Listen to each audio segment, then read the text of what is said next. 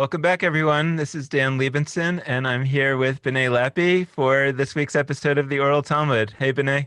Hey Dan, how are you? Good. By the way, I'm wearing, I don't know if you can really see, but I'm wearing my new Svara shirt that you sent me. Oh Uh, yay! so I'm very excited because you're wearing the shirt that I usually wear. That's right. So now I feel like I've got a wider Svara wardrobe. Right. We haven't really changed clothes. We've just exchanged our shirts. Right. Um, but I'm very excited to be representing, and I'm glad you are too. Yeah, Um, thank you. So one thing that we should just say is wish people a happy New Year, a Shana Tova, because tomorrow night starts Rosh Hashanah. And one of the things I'm excited about this year in terms of the scheduling of the holidays is that it doesn't get in the way of our Oral Talmud shows because there's no Thursdays. Yeah. Yay. So yay. Um, so what we're doing now is we're continuing to explore these key texts about kind of what are some of the ways that the rabbis are setting up their new system in the early days in the foundational times, let's say, of what we know today as Judaism, what we could call rabbinic Judaism. And there are ways in which, I think we talked about a little last week. We talked about early on in the show that idea in the Oven of Achnai story that there's a time in which certain more conservative elements can actually metaphorically call down the voice of God, or in other ways say, but it says it right here that that's not the way to do it. And nevertheless, it turns out that the system is created so that it actually does something that's profoundly different from what it says in the Torah. And some of what we're looking at here is these questions of like, when are you actually allowed to violate prohibitions from the Torah for some other reason when it doesn't actually say that in the Torah? And according to the Torah, it would seem that the answer is never. But according to Rabbinic Judaism, that's not the case. Yeah, and not only when can you, but the question, just the notion that you might be able to, is the real radical innovation. Mm-hmm. The rabbis, when they start saying, well, when does this line in the Torah apply and when doesn't apply? You forget that their first radical move was to imply this doesn't always apply. That's enormous. So it's that shift that makes anything possible. And like you said, what we're surfacing now are stories of the rabbis coming up with the foundational principles of their new Judaism. And I think it's really interesting because I feel like that's what we need to do now. We need to figure out what really foundational ideas, feminism being one of them, non-heteronormativity, and I need a better word for that, another, anti-racism, another, that aren't explicitly in the tradition, maybe not even hinted at, maybe not even at all, maybe the opposites are in there, but these are the things that we need to sort of retroject back into the tradition and build on. And they're showing us that it's been done before. This is how it's done. So I just want to say, like, I just want to make super explicit what you just said, because I think it's really would be a fascinating exercise, which is like, if we have principles. So today we're talking about the idea of, whether the alternative is actually losing your life because someone's going to kill you. Last week, we talked about the alternative basically to be losing your life because you might get sick and die. And the rabbis end up saying that there are Torah prohibitions, most of them actually, that you can violate if you're going to die as a consequence if you said I can't violate them. If we are to take that into our time and to say, well, you could say, well, we would have as a principle, if you're going to do something racist, you shouldn't do the Jewish law. If it's somehow racist to do this or that law, you shouldn't do it. In some ways, as I was saying that, what was occurring to me was something even more that seems like a very more obvious example of like kashrut, keeping kosher. If the ways in which we're eating are destroying the planet, then maybe you should even eat something that's not kosher, other than, if the alternative is to be part of the destruction of the planet by X, right? Now, and that, whether that's racism, homophobia, uh, destroying the planet, climate change, whatever those principles might be today. Now, you could look at these and say, but that's different from being killed. Well, maybe, maybe not. But what we're suggesting is at least possibly there's an argument that flows from here that not being killed was not at all clear that in the time of the Torah, that was an excuse. By the time of the rabbis, they say, no, not being killed is actually a really important principle for us. Like, we don't want to have a religion that makes us be killed on its account. And today we might well say, we don't want a religion that makes us be racist or that makes us be complicit in the destruction of the planet, et cetera. And what would it look like to elevate those principles to a position where they could actually countermand commands from the Torah or from the Talmud, from the rabbis? And that's exactly what the rabbis are doing here, because it's hard to, the thing that I'm trying to say is that it's hard to fully internalize something that we kind of now take as a given, that to be killed would be the worst thing, and that you should, of course, you can violate a Torah prohibition if you're going to be killed. But that wasn't at all obvious in those days, and they chose to go that direction. That's right. And by now, as I think I said last week, 2,000 years into that being part of the Jewish tradition, that feels like Torah to us. Right. And right. Now it is. Right. Yeah, I mean, it feels like the most Jewish thing in the world to say that, of course, you shouldn't die. I mean, you can imagine every Jewish grandmother, you shouldn't die for this, like, or whatever, right? It just feels like stereotypically Jewish. That's why it's so hard to. That's why I'm working to sort of remind us that this was not at all an obvious point at that time, and that it's, like you say, it's become so obvious because it's become so stereotypically Jewish to think this way. But that was an innovation. That's right. And because we did a really good job of laying down precedents and practices and reminders everywhere to tell us this isn't just an idea, or, you know what I mean? It plays out. And I need to think to have some more immediate examples of this, but I think that's what the way tradition building works. Mm-hmm. You figure out what your foundational principles and values are, and then you figure out lots of spiritual technologies like holidays and prayers and rituals and daily practices that remind you over and over and groove these values into your life. So that's the second task after, what do we stand for? What is this going to have to be about? Is how do we actually groove it so that 2,000 years from now, people go, yeah, of course, being a racist is a violation of Judaism. Mm-hmm. Of course, any sort of misogynistic practice is anti-Jewish and contrary to Torah. Of course, no one would ever think otherwise. Mm-hmm.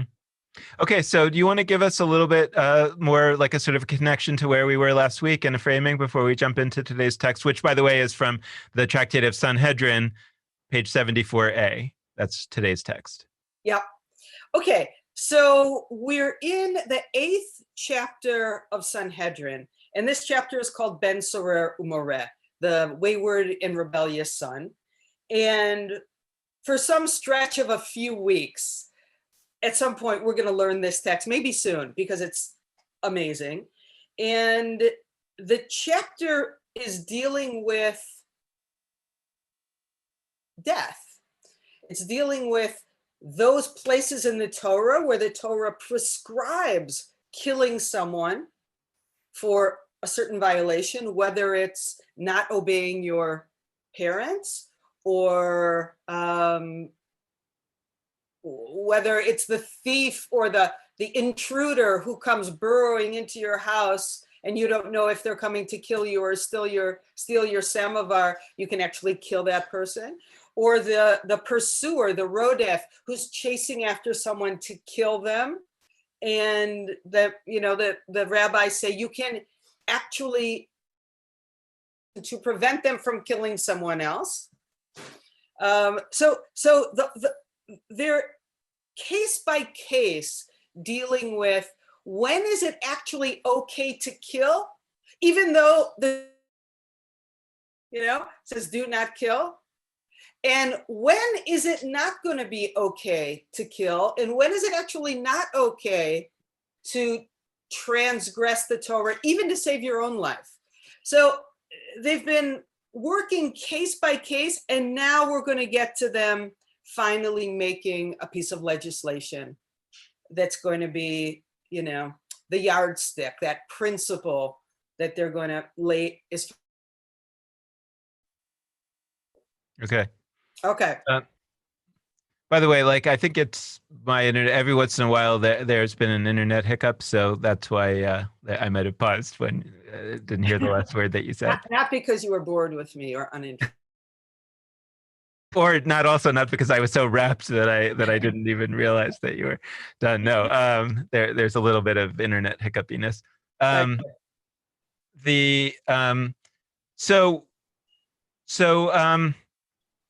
So should we jump into the text? Yeah, let's do it. Okay. So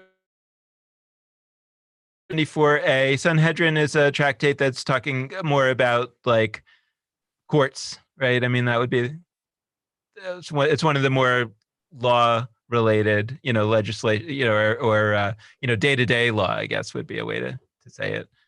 And sort of courts generally, but primarily the Sanhedrin itself, the sort of Supreme Court, which deals only in capital cases. So again, the question is life or death. The question is, when do ideas and concepts and what we stand for take precedence even over our own lives? When is life actually less important than, than the big things that our civilization has to stand for? And when is our life more important than pieces of the Torah, pieces of our tradition that are here to help us, but when they don't, it's better to save your life than to do them. So this big question is on the table.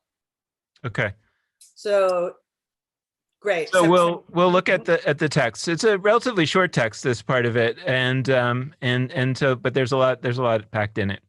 And we may continue next week with it. Right, and with what comes after it. Yeah.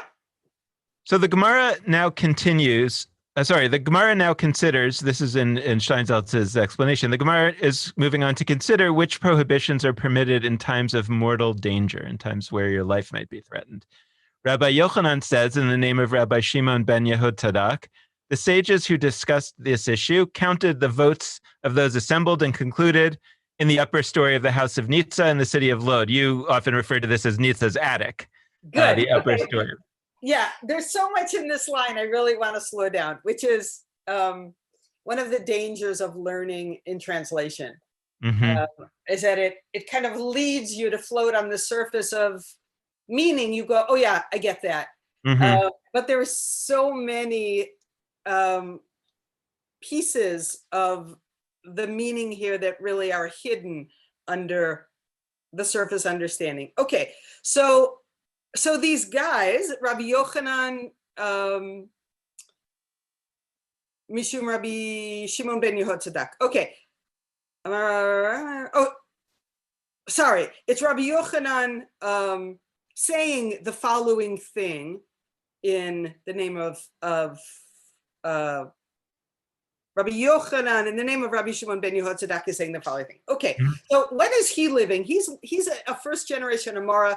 So he's living somewhere around the third 4th century. Okay.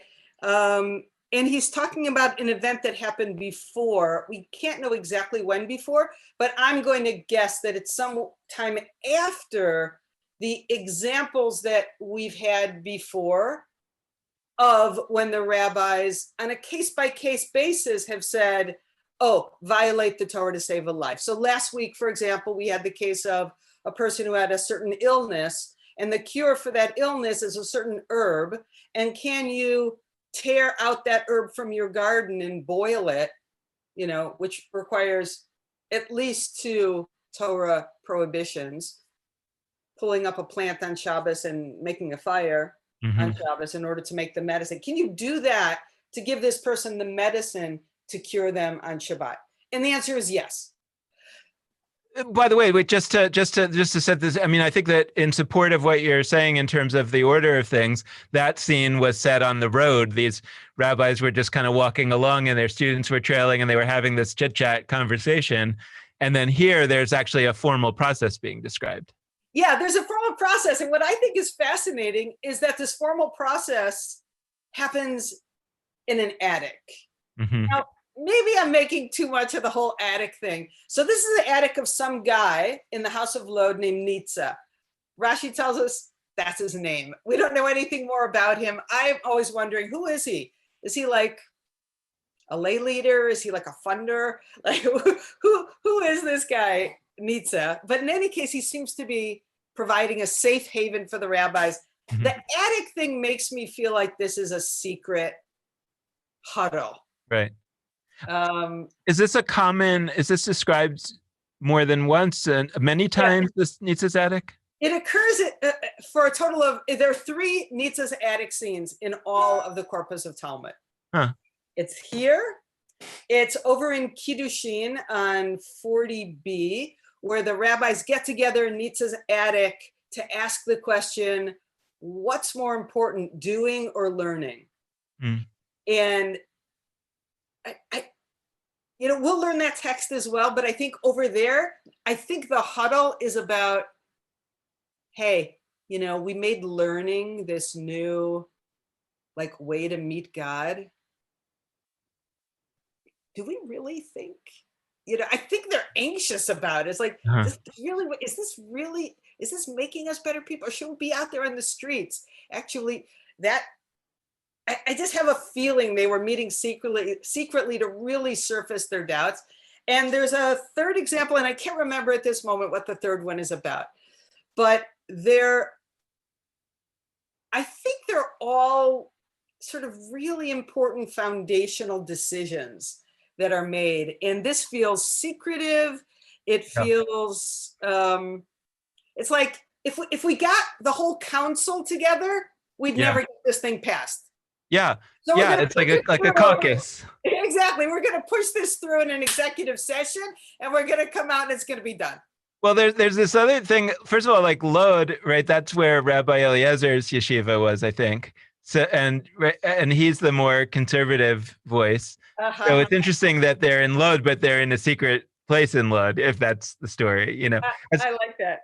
As opposed to, right, if they were in Bnei Brak, that's Rabbi Akiva's hometown, you know, his yeshiva. And if they're in, I think, Pekin, that's Rabbi Joshua's place. So, like, those are the more progressive voices. But we're in Lod, and we're not in Yavna, which is the, you know, kind of like the capital, you know, the I don't know what you call it, the Supreme Court, you know, the more official place. So we're in like one of the places, the more conservative place, but we're upstairs in the attic. So there's a little bit something. I mean, it's interesting. Like maybe it's all a big nothing, but the question also is like, why does the editor of the Talmud, you know, 500 years later, feel the need to note this fact that they were in the upper story, the attic, right? I mean, that's a detail that, you know, seems to have meaning, right? Why would they note it if not? I know. I think so too. Plus, like, how many guys can fit in an attic? Right. Not that many. I think this was a really small number of people. And I think the editor in reporting this detail is really suggesting sometimes you got to just get shit done that you think is right. You just got to put it down with your buddies and raise it up on the flagpole and just go for it. So I don't know. Yeah. By the way, one other thing that, at least here in the Steinsaltz translation, he confirms at least that he agrees with your translation from last week about the idea of nimnu v'gamru, that they sort of were counted and concluded, that he adds they counted the votes. So he is agreeing with you that it was the vote. Yeah, and I think that's really interesting. It's like, okay, everybody, anti-racism, raise your hand. Who's in, who's out. Feminism, who's in or who's out. Like, is this going to be Jewish or not? Let's just vote. Yeah. Okay. Yeah, or it's a little, I mean, it's a little different than that, I think, only in the sense that it's like anti-racism, like more or less, you just put that word on the, everyone's like, sure, I'm into that. But when you say like, but that's going to mean that we're going to be like eating ham and cheese sandwiches from now on, because the only kosher meat is produced in a racist way, whatever that might be, then you kind of start to see the people not so sure that they're on board. So then it's like, okay, well, let's take a vote, guys, because, we take this seriously, and if we're really going to be anti-racist, like, we're really going to have to do this, and if not, then this game's over, then I'm leaving, because this is a racist, by definition, whatever that might be. That's when the rubber meets the road, right? Yeah, I love that. And what if it's like, okay, anti-racism, is this one of those things we're going to die for? Yeah. That's big. It's interesting because that also, we'll get to it, but that raises a question of like what ultimately is being voted on here is like you at first glance, what they're voting on is whether you should. Well, that's it. Let's okay. learn it. Okay. All right. So let's go on. Okay. So here's what they're voting. So the sages, they voted in the Nitza's attic, and this was what the majority held. With regard to all other transgressions in the Torah, if a person is told, transgress this prohibition and you will not be killed, meaning I'll kill you unless you do transgress this prohibition, then you may transgress that prohibition and not be killed, because this is Steinsaltz's addition, because the preserving of his own life overrides all the Torah's prohibitions. Okay. So, sorry, go ahead. No, so what they agreed to was this proposal that if the alternative is that somebody's going to kill you, then you can transgress any of the Torah's prohibitions, except for what's about to be said, although it's not clear just from the way, well, it seems less clear from Steinsaltz than from the original. It seems like in the original, the next clause is actually part of what they voted on. With Steinsaltz, it kind of suggests that maybe this was an addition, but I think probably Steinsaltz. I don't love the translation, and the English kind of flattens out the drama for me because it fills in the last part of the sentence in the beginning. The beginning is just, it's really dramatic. All transgressions that are in the Torah, and it explicitly says that are written in the Torah. Right. And I think that's important. If someone should say to you, go ahead and do that transgression, eat that cheese sandwich, light that fire on Shabbat, steal from that person, hit that person. If someone says, violate this law, and if you don't, I'm going to kill you, bracket, the Torah itself has always been clear. Don't transgress. There is no but there's no asterisk in the Torah, like only when, but if. No, it says, don't eat the cheeseburger, don't light the fire on Shabbat, don't steal. By the way, it doesn't say don't eat the cheeseburger, but that's for another day. That's right. It is for another day. Okay. It just says don't do that, period. It's like, it's super clear. You know what to do, and you don't know, and you know what not to do. That's one of the beauties of a master story. Right. And that's the end of it. Now, close bracket. What they're saying in the attic in Lod is, if someone tells you to transgress one of those things, and if you don't, I'll kill you, Go ahead and transgress them, idiot. I feel like it's that's what they're saying is, of course we should violate the Torah and not let ourselves be killed because of it. I mean, the Hebrew is very, or the Hebrew Aramaic is very clear in a beautiful way that there's an absolute mirroring, because it says, because the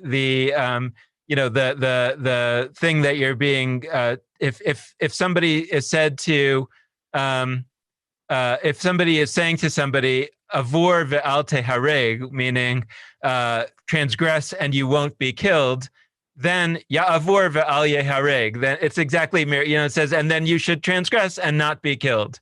So it's with it, like you say, the translation flattens it out. It doesn't give you the exact kind of linguistic echoing and rhyming, but it really is like almost like a poem here. If somebody says to you, violate and don't be killed, then violate and don't be killed. Exactly.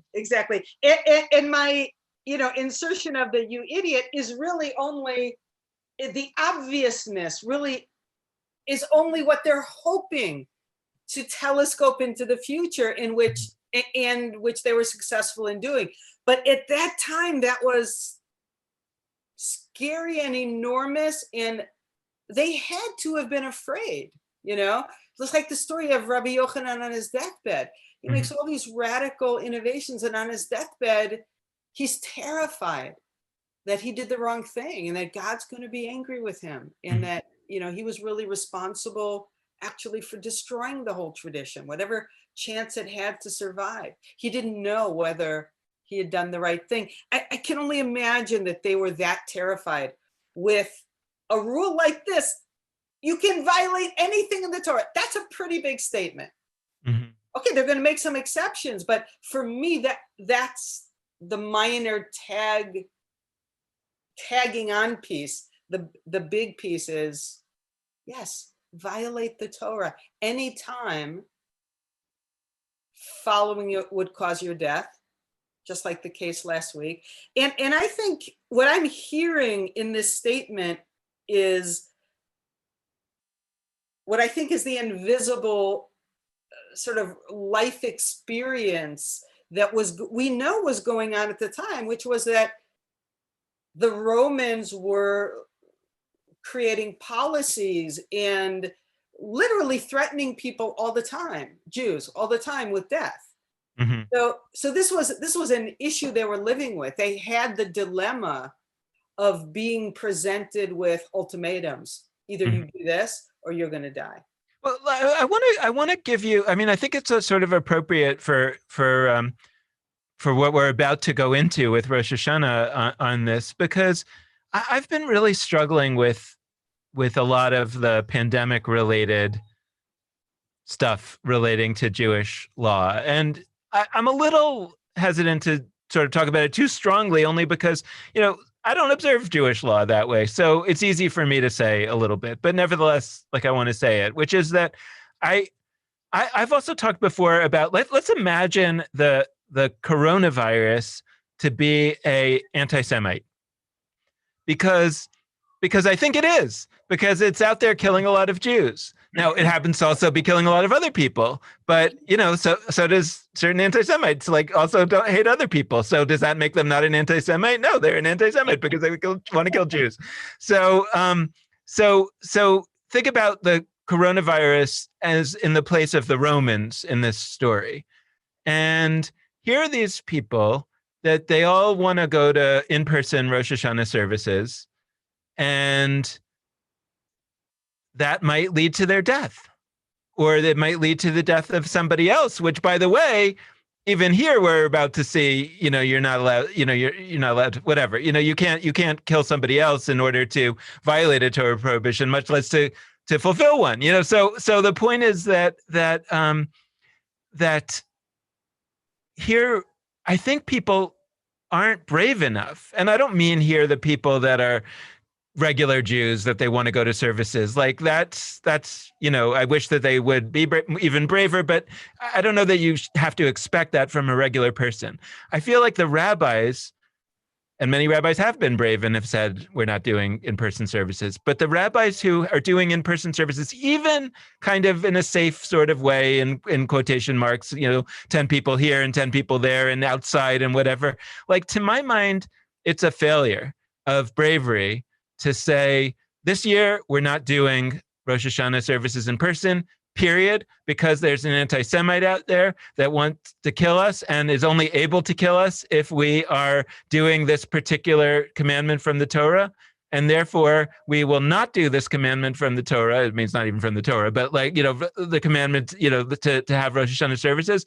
We will not do it based on a principle like this. But I feel like people don't have the bravery to say, we're going to not do something that we feel obligated to do unless it's like, yeah, if somebody is there like with a bomb, of course we're not going to do it. But the coronavirus is basically the same, but because it's not quite as obvious, people are afraid to give up something that they think is a commandment. And here it feels like what we're seeing is bravery, but like you say, it had to be in an attic. It had to be because it was too scary, or you get in too much trouble for doing it out on the street. But they did find a way. They got into the attic and they checked to see, do we have a majority here? Maybe that's the answer. Maybe they went into the attic to make sure that, are we all together on this? And then they could go down to the people and they would know that they're not going to have some rogue person saying, follow me because I'm more committed to the Torah. Yeah. And you're reminding me that throughout Jewish history, from the moment of Nitza's attic onward, there have always been people who understandably, I get it, understandably are reluctant to take advantage of what they think of as some like liberal leniency, some, some like, I don't know, some fringy thing. It's not real. Mm-hmm. And I think that's the danger of all innovation, is that it doesn't feel real, and there will always be people who won't fully accept that that's Torah. And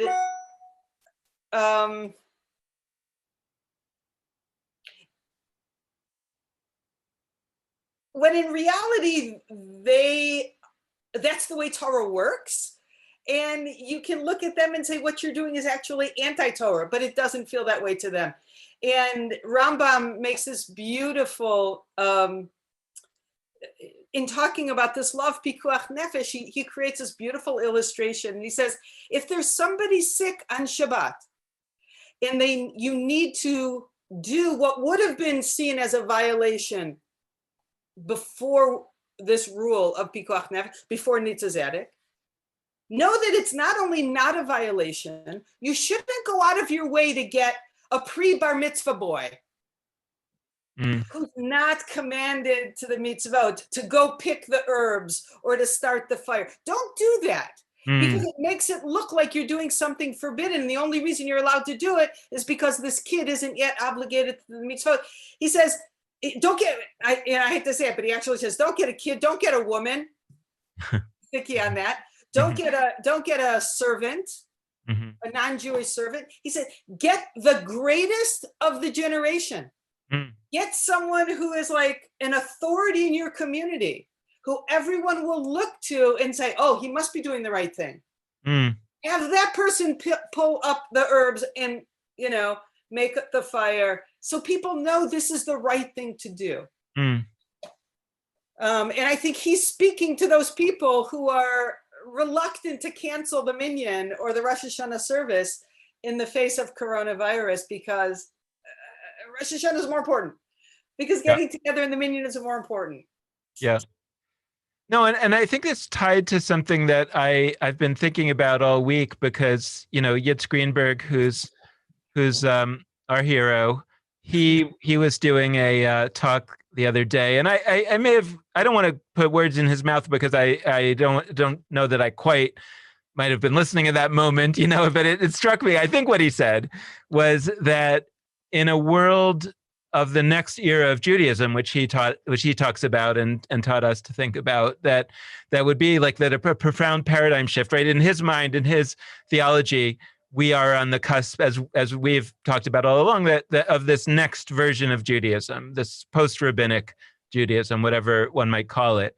And he talked about something like, in this next era, wearing a mask, you should be just as meticulous about wearing a mask as about tying tzitzit. And I would take that a step further and say you should be more meticulous about wearing a mask than tying tzitzit. And maybe even that in order to facilitate that, we have to get rid of the tying of tzitzit as a Jewish practice. Now, that may be an overstatement. Maybe you could say, well, what's the connection? You could wear tzitzit and, those are the ritual fringes. You could wear tzitzit and wear a mask. Yeah, yes, you could. But if it turns out that the way that human brains work is that there's only so much information you can put in them before they kind of overflow, and then things just sort of are randomly done and dropped out. This is the Marie Kondo decluttering, perspective. I think that's where we are. I think you have to get to a point that if it turns out that we need to be doing new things in this next era, that means we're going to have to be stopping to do some old things because we just don't have enough room in our brains to do both. And we're seeing the evidence of that in the fact that some of the most meticulous halacha observers who have proven that they are great at never forgetting to do something. Well, but they forgot to put on a mask. How can they forget to put on a mask, but they remember to put on tefillin every morning? Something is wrong, right? Either they're not seeing the importance of it, or their brains are just full. And somebody has to be brave enough to say, well, I think we might need to stop doing some of these other things that we're meticulous about because it's more important to be meticulous about this other thing. And our brains are full, something like that. And nobody's been brave enough to say it, I don't think. Yeah. And what I think your story brings out is something that happens when traditions live for a long time and work for a long time and become, I'll leave out the understanding of the diagnosis because I'm not sure I'm totally there, but tzitzis isn't meant to be a thing in and of itself for itself. It's supposed to be the finger that points to the moon, and you don't look at the finger and go, oh, that's the moon. No, it's pointing to the moon. The tzitzis is supposed to be there to remind you to put on the mask. Right. It's not the thing in of itself. It's supposed to be the thing you look at and say, what masks do I need to put on and what do I need to do? It's the ribbon tied around your finger. It's right. That's right. And it's the same with the tefillin or so many other rituals. We've lost track of their actual function and we've used them as, I don't even know what to call it, as objects rather than reminders. I don't know. Right. Although I think those are two different points, both of which I agree with. One is that, and I hadn't even thought about what you just said, that the tzitzis itself as an example, like it's actually not really meant to be in a central, mitzvah in its own right. It is only insofar that it reminds you of the more important mitzvot, whether that's wearing a mask or remembering that there's only one God, whatever that might be. But its function is to be a reminder. So if you're not doing the thing itself because you're too busy doing the reminder, then it's actually not working as a reminder, and the whole thing has to be rethought, right? But the other piece of it is what I was saying is that maybe it's just like too much. And if people have too much to do, then maybe we should just take a load off them. And I wonder, how would that decision be made today? If it were to be made, which it wouldn't because people aren't brave enough, but let's imagine that they were, how would it happen? I think that the rabbis, the Orthodox rabbis, for example, would all have to get together in an attic and say, hey, I think we have to lighten the load on people a little bit because they're getting confused and they're dying because they're getting exposed to coronavirus. And, it's because we've taught them for so many decades and centuries now to be absolutely punctilious about certain mitzvot. And as a result, they don't have time they seem to be not taking seriously the mask issue, which has now been proven that it's going to save their lives. We have to do something, fellas, and what are we going to do? I think we're going to have to do something really dramatic here. And then we're going to have to make a big statement that we're not doing tefillin anymore. Are you in? Are you, and actually, I wonder on that score, maybe they went to load to do this because they had to get the conservatives involved, right? They knew that Rabbi Eliezer wouldn't come to the meeting if it was in Bnei Brak. So we're coming to him, to make sure that we've got everybody on board here. And then we're going to have that secret meeting. And then when we all agree, we're going to come down and share this to the people, but there won't be any daylight between us. So they can't say, well, but Rabbi Eliezer is doing it the other way, right? I love that. But I think we can't forget that these legislative innovations, and this is the moment when this innovation becomes law, that isn't the beginning of the life cycle of a radical innovation. The beginning of the life cycle of a new principle or a new innovation is always with the people. I used to think that svara as a source of truth that the rabbis use to name the authenticity of a new law is so powerful. But what's much more powerful than that as a source of change is ma'aseh as a source of change. Ma'aseh actually minhag is much more, minhag. It's what people do. Mm-hmm. And, Blue Greenberg, Yitz's wife, Blue's famous words, where there's a rabbinic will, there's a halachic way, begins to hint at the fact that there has to be a rabbinic will, but that rabbinic will typically is shaped and moved by people who are stakeholders who say, I'm staying, I'm not leaving. I don't want to tear this thing down. I don't want to burn it down. I actually want in. And this is the way that's meaningful for me to be in. The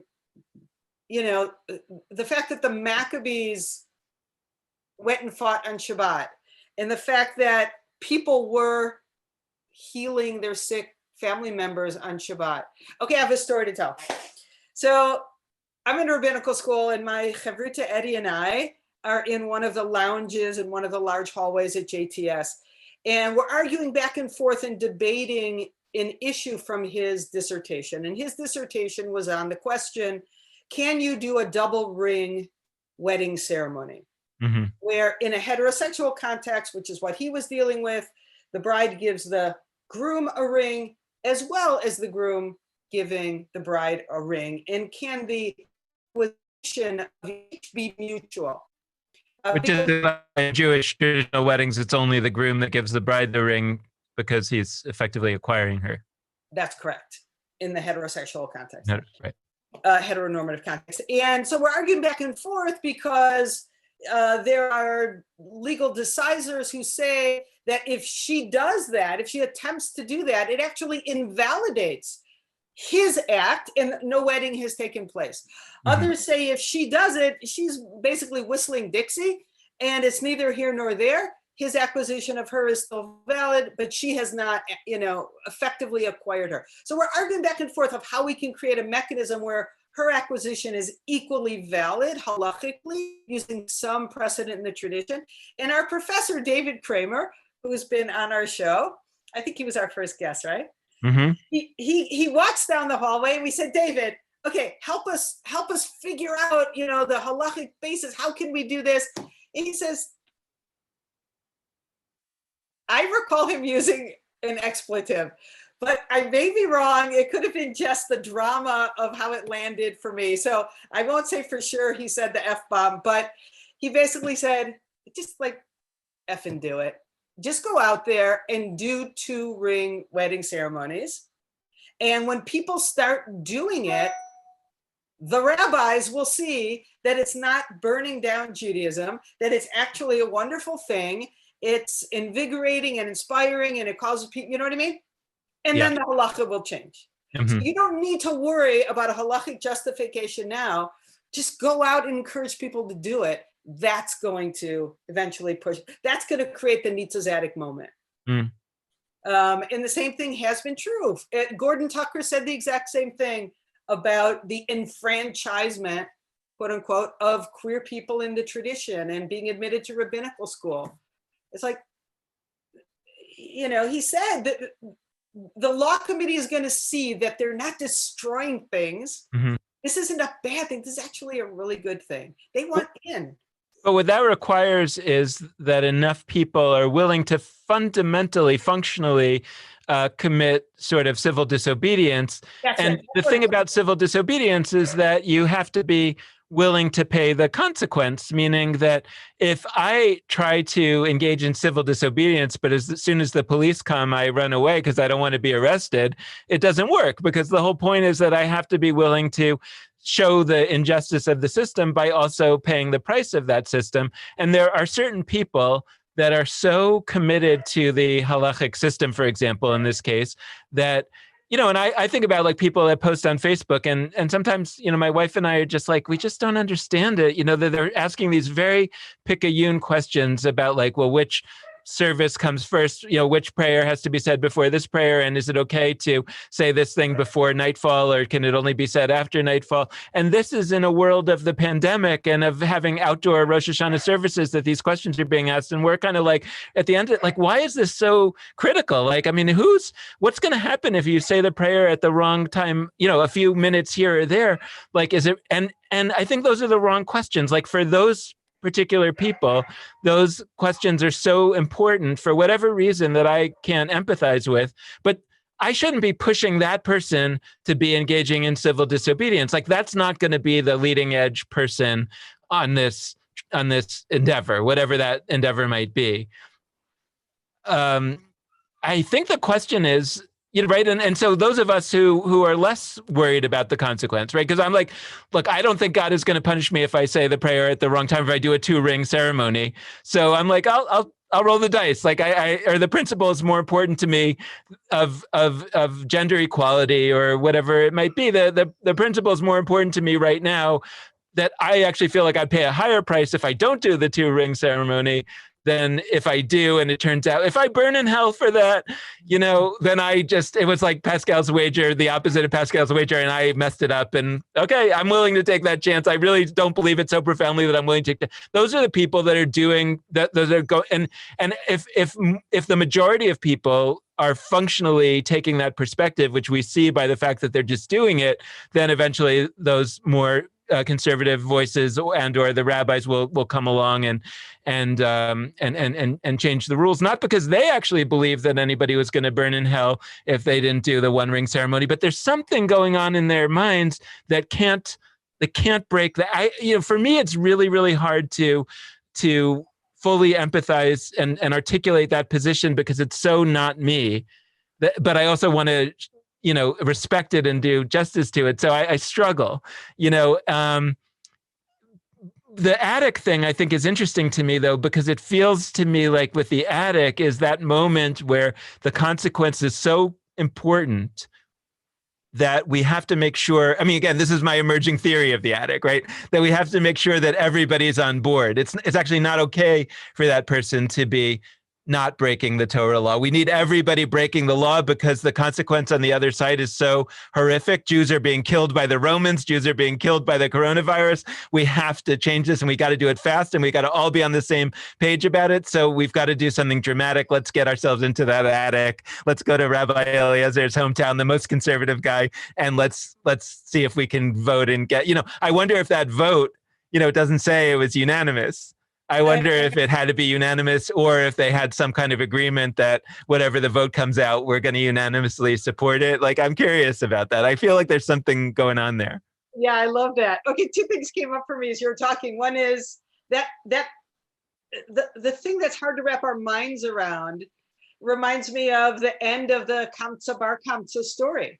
Mm-hmm. Where, there's this blemished sacrifice that comes from the emperor, and the rabbis are saying, well, gosh, knowing that if they don't allow the sacrifice to be made, the emperor will assume, the Jews are revolting against him, and will be the end of the temple and our autonomy and our people. And in fact, that's exactly what came to pass. And they show how the insistence that, oh no, if we actually sacrifice this animal, people will, God forbid, think that it's okay to sacrifice an animal with this kind of blemish on its eye. So we can't, it's that same, I don't know what that is. The second image that came to my mind is what matters to the folks who insist on wearing tzitzis and not the mask, or holding Rosh Hashanah services in a dangerous way rather than, heed the danger of the coronavirus.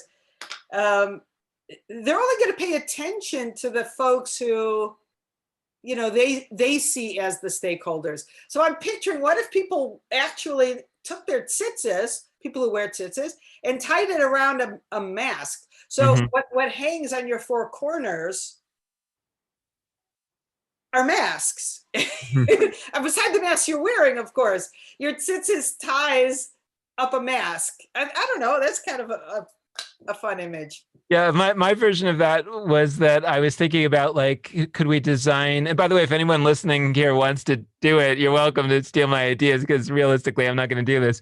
But like, if we could design a mask that had the stripes across it, like a tallis. I've actually seen an art, like there was like an art project that I saw online that was that actually had fringes hanging down from the mask. Like it was a tallis, which I love. I think it might be a little extreme, but something that would be a mask, but it would feel like a tallis, like that would be beautiful. Like I actually said early in coronavirus, could we have that instead of wearing a yarmulke?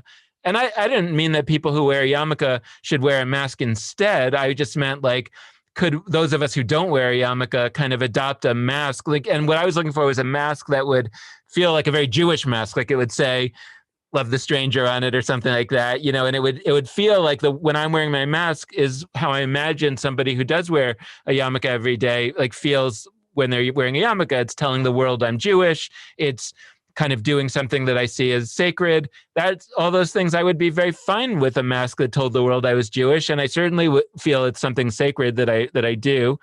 And so, so I think it would be a cool idea. I'm starting to feel, though, that I would make the argument that maybe it should replace wearing a kippah, because I think it's just too hard for people to do both. I would like to be proven wrong, but why is it that it seems that, for example, in Israel, the ultra-Orthodox are the least good mask wearers? Why should be the opposite? Because not only are they very vulnerable because they gather a lot in small places to pray, for example, but also they're very good at doing things habitually. They're very committed to principles like these, like saving a life, right? So it would seem that should be a community that would be the best at it, but it isn't. So that seems to be a sign that the system isn't working. And if the system isn't working, maybe it's not that the principles are wrong somehow, but maybe it's just that people's brains are full of all these other things that they're worrying about. And they have been taught to privilege ancient things over modern things. And so it's just really hard psychologically to elevate something like wearing a mask to the same level of wearing a yarmulke, even though it actually is more likely to save your life. I don't get it, but I think it's something there. And then and so then if I were thinking about it as a leader of that community, I would say, like, gee, we have a problem because our people are dying. And so can we fix this somehow? Can we get ourselves into an attic and figure out some way that we can adjust the rules here so that our people will stop dying? And that feels like what they're doing here. And the Romans or the coronavirus, right? Yeah, absolutely. Should we go to the exceptions before we? Yeah. Okay. So there's this grand statement.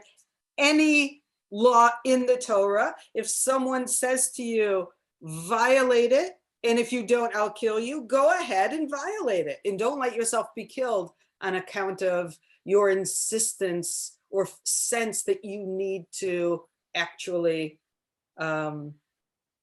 avoid transgressing the Torah. But there are 3 exceptions to that. Okay, here we go. So except for idol worship, forbidden sexual relations, and bloodshed, meaning you being asked to shed someone else's blood. Right. So idol worship, idolatry, something like that. And there's a big question mark, like, what exactly is that? And I think your question, as we were talking about this earlier, what are these really? is really a good question. What's going on in these exceptions? Why are these three things exceptions? Idolatry, a certain set of sexual improprieties, not all of them, a certain set, like rape, like incest, and murder. So these are the three things which, if someone says commit one of these three transgressions, you Or I'll kill you. shouldn't, or I'll kill you. You should allow yourself to be killed rather than commit them. So, and by the way, like these are traditionally known as Yehareg ve'al Ya'avor, which is the opposite of Ya'avor ve'al Yehareg, which is what we read earlier, which we translate as transgress or be killed. And these are the ones that are be killed rather than transgress. Right. And so I think that question of why are these three things, the committing of these three things, worse than dying unnecessarily? Why is that so necessary that it is even more important than living? I don't know. I know this is an exaggerated, it's not the same, but I'm thinking about schools, and my daughter just started high school and her school started in person. It was really hard for me to understand. And when I hear people saying things like, and I get it, I get that it's really hard to work and have your kids be at home, but when I hear, they really need to learn, they need to socialize, they need to be in school. I get it. But at the expense of their lives or other people's lives? Really? Is that more important? Is that Yehareg ve'al Ya'avor? But why are these three? Yeah, particularly like, I mean, and I mean, like killing, it feels like that's the easiest one, right? I mean, although, but it's not if you really think, I mean, it becomes a little bit monstrous to think about it. But if you say like if I'm being asked to kill 10 people, then I should be willing to be killed rather than kill the 10 people. Sounds plausible, except that if I'm killed, then they'll probably get somebody else to do it. So then it'll be 11 people, meaning am I actually saving the life of the people that I'm refusing to kill? I mean, there's just like, if you play it out, there's actually a course at Harvard called Justice with Michael Sandel, who actually just came out with a new book yesterday or a few days ago about meritocracy. But his course Justice is the biggest course at Harvard, and there was a PBS version of it where anybody could watch it, and there's a book that he wrote, and it starts out with these like classic thought experiments of like, a subway is coming and if it goes down this track, it'll kill one person. And if it goes down this track, it'll kill, 3 people. Do you change it to the track where it'll kill the one person, or problem. With the what? The trolley problem. Yeah. But, and then there's like, if there's a person and he's on and then people generally say you should move it to the track where it kills the one person. But then it's like, well, what if you're standing on a bridge and you could throw a man off the bridge and he would stop the trolley and then it wouldn't kill the people that are standing there? Well, people tend to be not to do that because that person who was on the bridge, wasn't really involved at all until you pushed him over, and so you're being more active about it. And so, what's great about that problem and how he leads you down this path is you realize, well, of course, and at first glance, well, of course I should be killed rather than kill somebody else. But pretty quickly you can start to get to this point that says like, well, really? Like maybe it depends who you are, that reminds me, after we play out all these three examples, because the text is going to go into why they understand these three things to be so important that you should rather sacrifice your life than commit. Let's go to the two men in the desert with the bottle of water. It's a fascinating text, and it also gets at the trolley problem kinds of principles. So this murder one. So here's the scenario on the murder one. It's someone comes up to you, essentially, God forbid, holds a gun to your head and says, kill that person, some innocent person. Should you kill that innocent person? or let yourself be killed by his gun. And let's not forget that if you can kill the guy holding the gun to your head, they've already established that's what you should do. Right? Killing in self-defense is absolutely permitted. So if you can kill the person threatening your life, if you don't kill some innocent person, that's the thing to do. But if you can't, do I kill this innocent person? Do I allow myself to be killed? And in the text says, you allow yourself to be killed. And the proof for that is fascinating. It's a Svara proof. I just want to put a teaser out there, and we'll get to that next week. And this issue of idolatry is fascinating. They seem to be, at this moment in Jewish history, I think so in flux about what is kosher worship that they're going to play with this a lot, and we'll talk about that next week. And the tradition has never come to an agreement about what precisely and definitively the sexual prohibitions are. There are different sets of them that are thought to be the ones for which you shouldn't commit, even to save your life. But we'll get to that next week as well. All right. Well, we'll get to that next week. In the meantime, whatever people do this Rosh Hashanah, I think this is one of those years where it's like an experiment, and people are going to do, what the interesting piece about this year is, like, you can't do the traditional thing. Nobody is doing the traditional. Some people may not be violating laws if they can avoid it, but nobody, as far as I know, is having like a typical last year's Rosh Hashanah service, even the most Orthodox. So it's an interesting year of, discovery and experimentation. Yeah, and there's I don't want to minimize the sense of loss and sadness and isolation and disappointment at not being able to do things the way we've always done them. But for me, there's something really important in the fact that we can't. I've talked a lot about how when the temple was destroyed, there was a certain blessing in not being able to continue the illusion that this old practice was working, because it wasn't working for a lot of people. And we've been in this much more difficult situation of feeling guilty that we weren't doing a whole bunch of Jewish things, whether it was going to the shul on the corner or whatever, davening, because we could, but we were choosing not to. And now that that noise has been removed, it's like, we can't. Okay, now I don't have to feel guilty about not doing it. Now I can start thinking about, okay, now that I can't do it that way, how might I? And what actually of that worked? Because a Zoom service is going to have to be a lot shorter. So we're going to have to find, you know what I mean? I think there's room being created in this inability to do it the old way that is going to end up being, in spite of all the sadness, a real blessing. Yeah, I think the next Talmud is being written. So yeah, so wishing everybody a blessed year. It can't get much worse, or hopefully it can't. And so hopefully it'll get better. And we'll see you next year. Yeah, a good, healthy, Happy New Year. Yep. Okay. Bye, Dan.